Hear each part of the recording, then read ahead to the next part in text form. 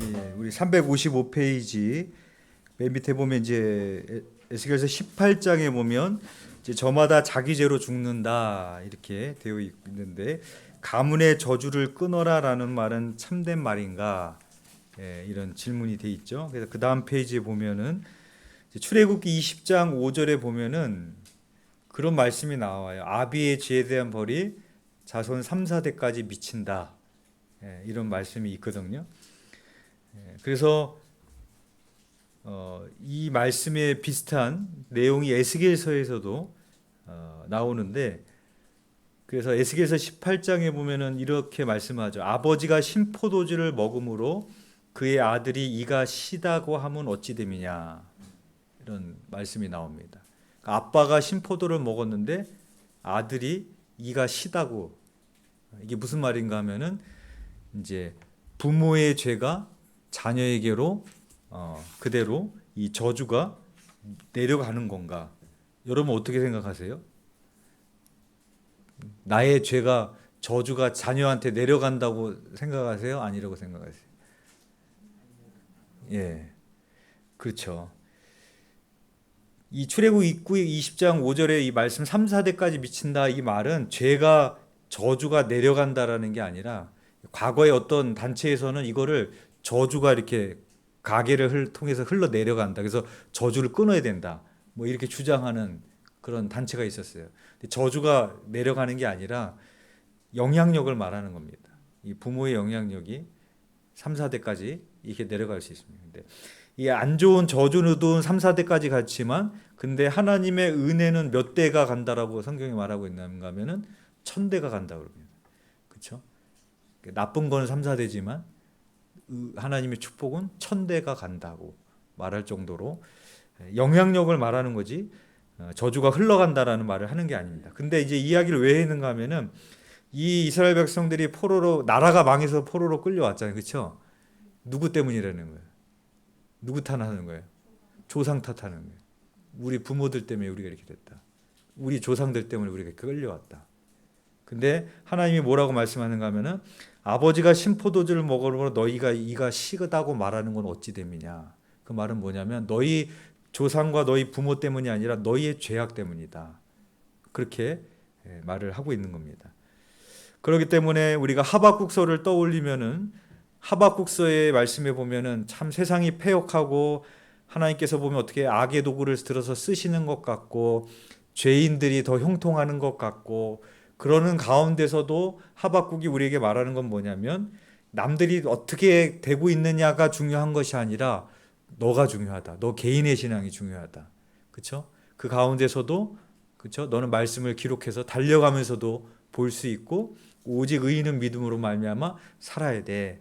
세상이 다 타락해도 막 죄인이 형통하는 것 같아도 그래도 너는 믿음으로 살아야 된다. 이게 하박국서인 것처럼 예스겔서에서도 말하고 있는 것은, 결국에는 이 세상이 어떻고 어떤 상황이 되더라도 우리의 믿음이 뭐냐, 우리의 믿음이 어떻게 돼야 되냐, 이게 중요하다라고 말하고 있는 것이 에스겔서 18장입니다. 그 다음에 358페이지 51일차에 보면은 보시면 될 것 같고, 359페이지에 보면은 31장은 이제 애굽은 커다란 백향목에 비유됩니다. 건방진 교만으로 인해 그 나무는 배임을 당할 것입니다. 그래서 애굽은 음부로 떨어질 것입니다. 그래서 이제 남유다가 멸망을 하죠. 그 다음에는 하나님께서 그 심판의 도구로 쓰셨던 이웃의 나라들을 또 멸망을 시키죠. 애굽이 멸망하고 바벨론이 멸망하고 이렇게 하나님께서 다 치십니다. 그러니까 그것을 통해서 무엇을 결국에 우리에게 말하고 계시느냐? 역사의 주관자는 하나님이시다.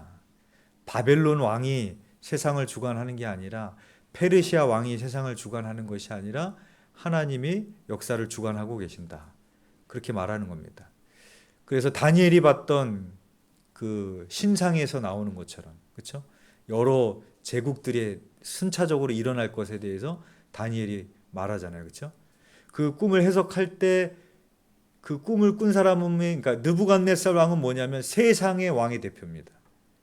그 앞에 서 있는 다니엘은 누구냐면은 하나님 나라의 대표인 거예요. 그래서 세상의 나라는 영원한 것 같지만 결국에는 그 뜨인 돌로 인하여서 그 모든 것들이 다 무너지게 된다. 그 뜨인 돌은 하나님의 나라.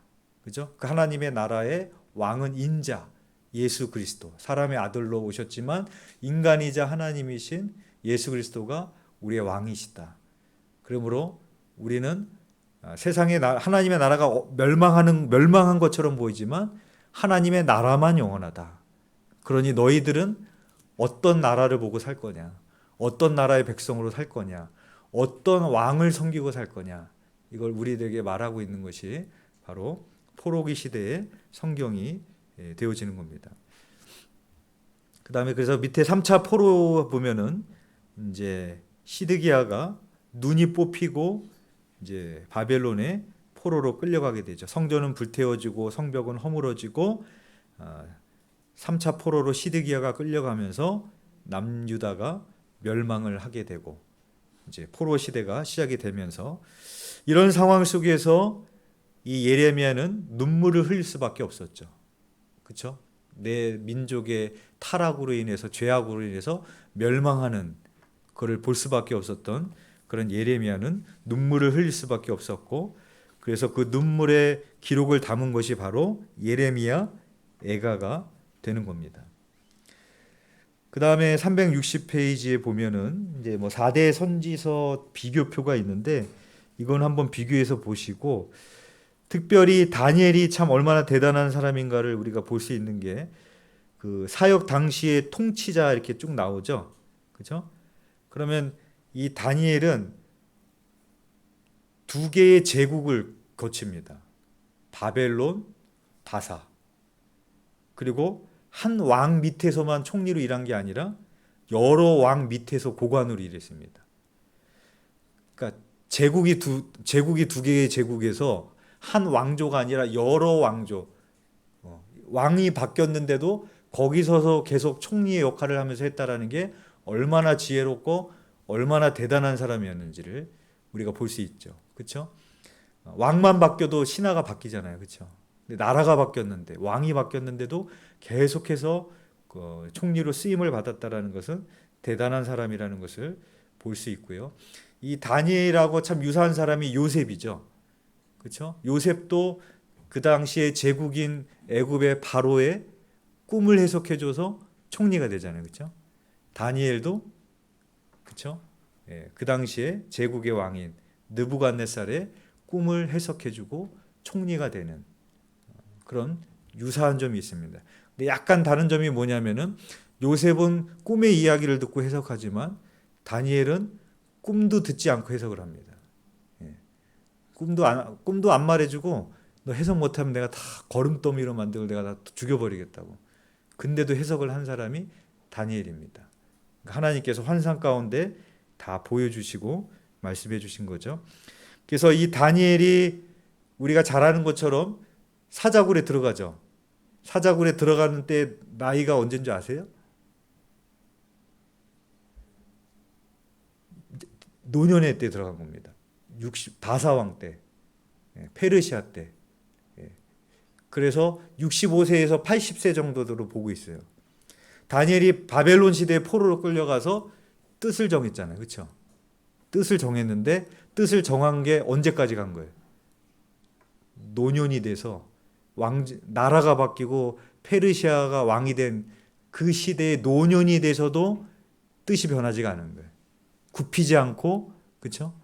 전에 하던 대로 하나님 앞에 예루살렘을 향해서 기도해서 사자굴에 들어갑니다. 노년이 돼서도. 이게 다니엘입니다. 우리는 뜻을 정하면 작심삼일이잖아요. 그렇죠? 근데 다니엘은 평생 뜻을 정한 게 일평생 갔던 사람이 다니엘이다 라는 것을 보시면 되겠습니다.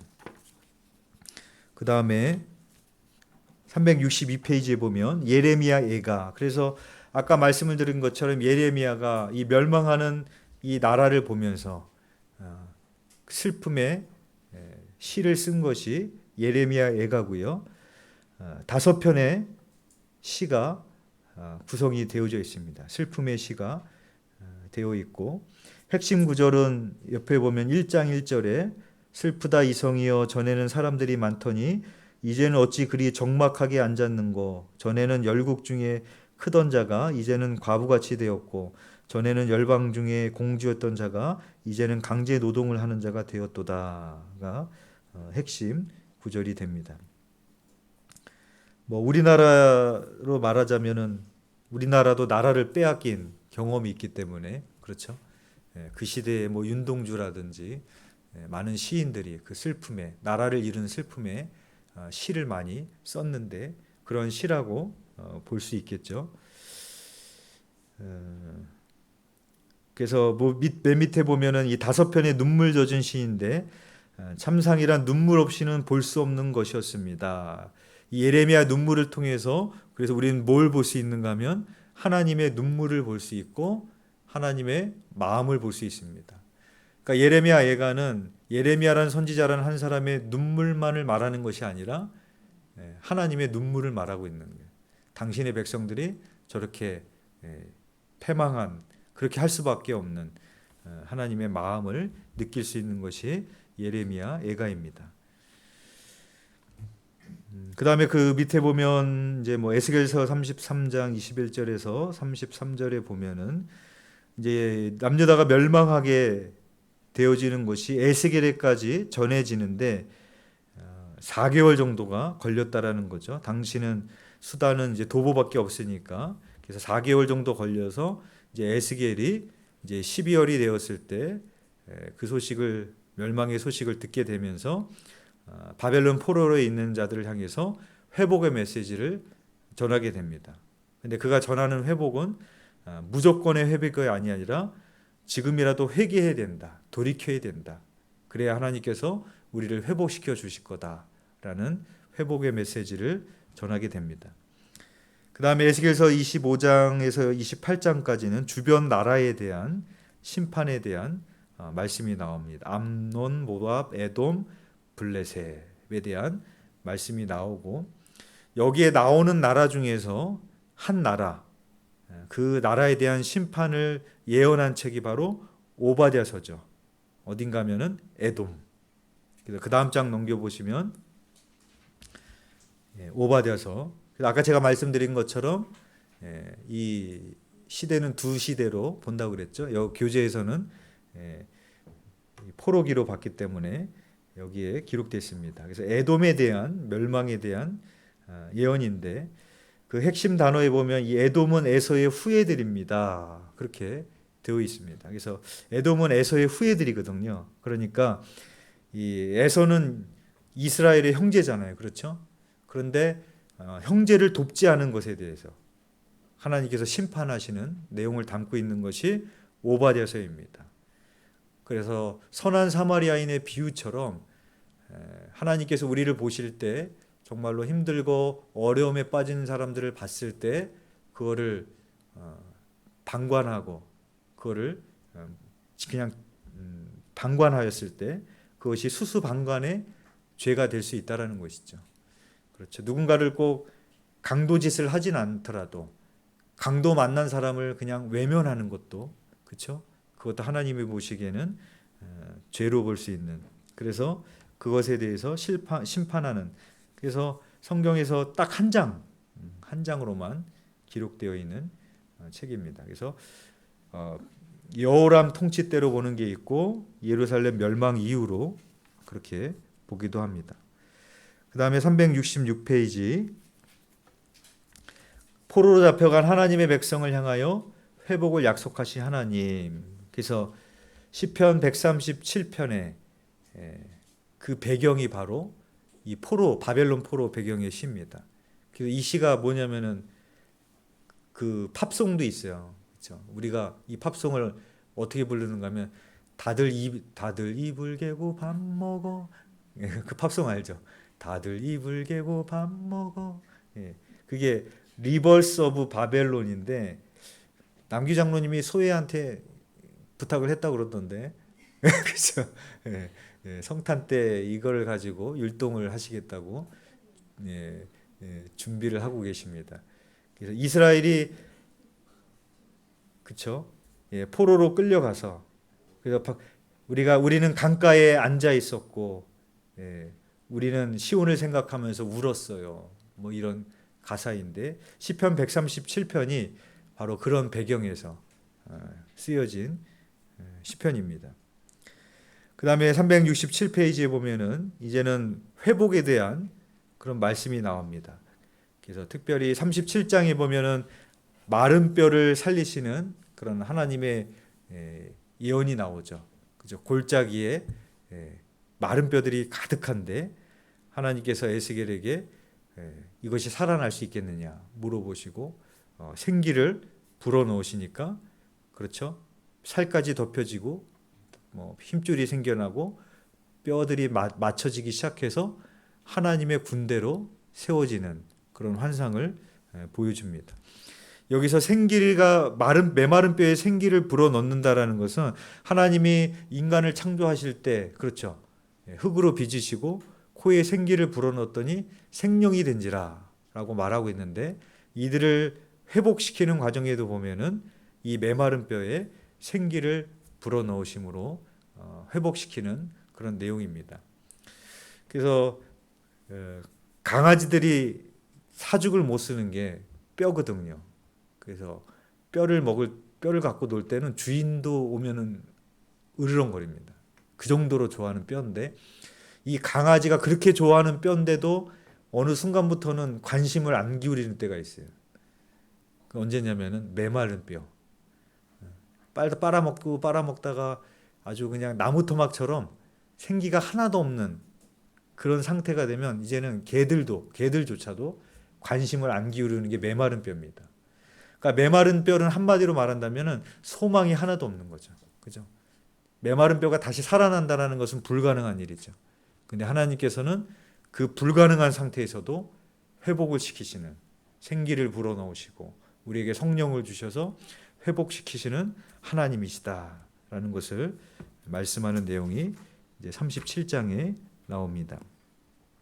그 다음에 368페이지 에스겔서 40장 42절에 보면은 에스겔의 성전의 그런 환상이 나오게 됩니다. 그래서 아까 말씀드렸던 것처럼 초반에는 하나님께서 성전으로부터 떠나가셨죠. 그렇죠? 하나님의 영이 떠나갔는데 이제는 하나님께서 그 성전으로 하나님의 임재가 회복되어지는 그런 환상을 보여주게 되십니다.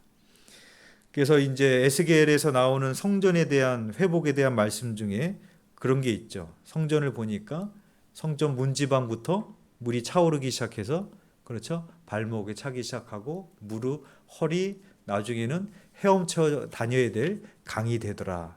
근데 그 물이 어디서부터 흘러나오는가 하면 성전으로부터 문지방으로부터 흘러나오는 그런 성전의 회복에 대한 말씀을 하고 계시는 것이고 성전의 회복이라는 것은 결국에 하나님의 영이 거기서 떠났는데 성전이 회복된다는 것은 무슨 말이에요? 하나님이 다시 너희와 함께 하신다라는 것을 보여주는 것이고 이 성전의 회복에 대한 환상이 나중에는 이제 이게 어떻게 이어지는가 하면은 고레스가 칙령을 발표해서 포로기한해서 뭘 합니까? 성전을 재건하잖아요. 예. 학개스가랴를 통해서 이 성전을 다시 재건하는 느헤미야가 성벽을 재건하고 그렇게 이어지게 되는 그런 환상이 되어지게 됩니다. 369페이지에 보면은 여호와 삼마의 하나님이 나오는데 하나님의 이름이 여러 가지가 많이 있죠. 뭐 여호와 라파, 여호와 로이, 뭐 여호와 니시 뭐 많이 있는데 여호와 삼마는 뭐냐면은 그 밑에 패러그래프 가운데 보면 주님께서 거기 계시다라는 뜻입니다. 근데 거기서 거기는 뭐냐면 도성을 말합니다. 여호와 삼마 하나님은 뭐냐면 성전에만 계시는 것이 아니라 성읍에도 함께 하신다. 근데 그 성읍은 뭐냐면은 우리가 살아가는 일상에도 함께 하신다. 그러니까 이스라엘 백성들은 성전에 하나님이 계신다라고 믿었는데 이게 여호와 삼마는 성전에서만 계시는 것이 아니라 너희들의 일상의 그 성읍에도 함께 계시는 하나님. 그게 바로 여호와 삼마입니다. 그리고 그 다음 370페이지 거기서 이제 그 박스에 보면은 이사야서의 특징이 있습니다. 이사야 특징 중에서 맨 마지막에 보면 이렇게 되어 있어요. 한 개인에 대한 가장 정확한 예언을 수록하고 있는데 그것은 바레왕, 바사왕, 고레스에 관한 것입니다. 고레스가 태어나기 175년 전에 이사야는 고레스가 칙령을 내릴 것을 예언합니다. 그 내용이 이사야서 44장 28절부터 45장 1절에 나와 있습니다. 그러니까 이사야가 고레스가 태어나기 175년 전에, 고레스가 세상에도 없는데 하나님께서 기름 부으신 자를 통해서 그들이 포로로 회복돼서 돌아올 거라는 것을 미리 예언했다는 거예요. 다니엘은 그렇죠? 아직 오지 않는 미래의 제국을 봤잖아요. 그렇죠? 그게 실제로 이루어졌어, 안 이루어졌어요? 실제로 세계사가 됐어요. 그렇죠? 그리고 이사야서가 예언한 것도 실제 세계사가 됐어요. 그러니까 성경이 어떤 신화나 전설을 말하는 것이 아니라 뭘 말하는가 하면은 이 역사를 주관하고 계시는 하나님. 그렇기 때문에 결국에 이 성경 통해서 이 세상의 끝이, 그렇죠? 하나님의 말씀대로 성취되고 끝날 것임을 우리는 볼 수 있어야 됩니다. 그 다음에 마지막에 이제 그 옆에 보면 다니엘서 5장에 보면 이 다니엘과 벨사살 이렇게 나오는데, 이 벨사살 왕이 잔치를 벌이는데 성전에 있는 기물을 가지고 와라. 그래서 거기다가 술을 따라서 마십니다. 뭐 하려고 작정한 거예요?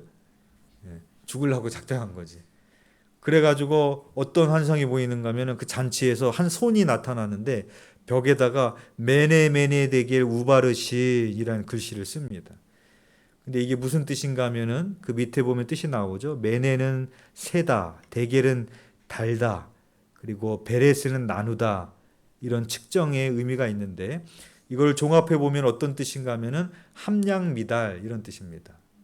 쉽게 말하면 벨사살, 너는 함량미달이다. 너의 시대는 함량미달이다.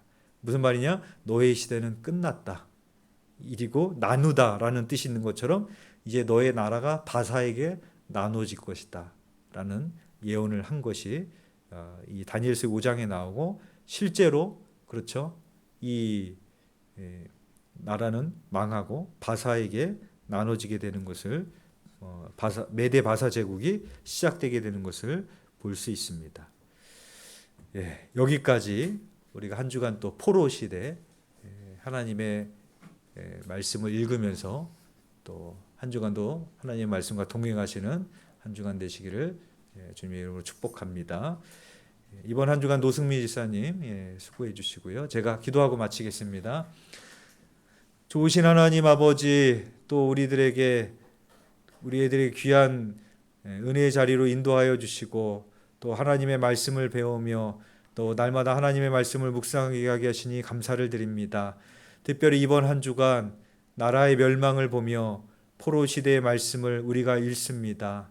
그 바벨론 포로에 끌려간 그 현장에도 함께하고 계시는 그 하나님을 우리가 보게 하여 주시옵시고, 이 나라의 흥망성쇠와 나라가 망하는 것이 오직 하나님의 손에 달려 있음을 우리가 깨달아 알게 하여 주시옵소서. 하나님 아버지, 그리하여 이번 한 주간 우리가 특별히 또 우리 나라를 위하여서 우리가 기도하는 한 주간이 되기를 원합니다. 이 나라의 운명이 미국에 달려있는 것이 아니라, 중국에 달려있는 것이 아니라, 일본에 달려있는 것이 아니라, 대통령과 정치인에게 달려있는 것이 아니라 이 역사가 하나님의 손에 달려있는 줄 믿습니다. 우리가 이 말씀을 읽으면서 한 주간 동안 또 우리 나라를 위하여 또 한 주간 기도하는 한 주간이 될 수 있도록 인도하여 주옵소서. 감사를 드리오며 예수 그리스도 이름으로 기도드렸사옵나이다. 아멘. 수고하셨습니다.